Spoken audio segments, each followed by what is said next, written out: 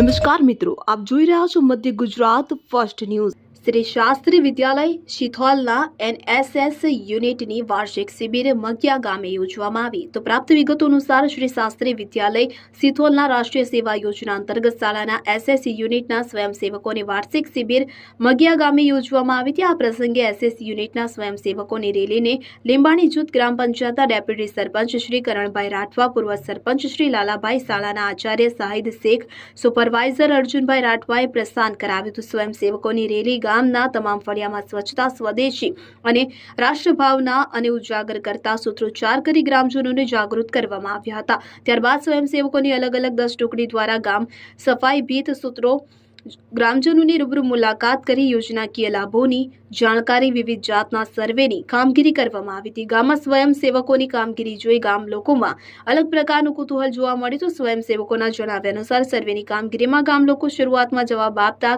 અચકાતા હતા, પરંતુ સ્વયંસેવકોની સમજાવટ બાદ સુંદર સહકાર આપવામાં આવ્યો હતો।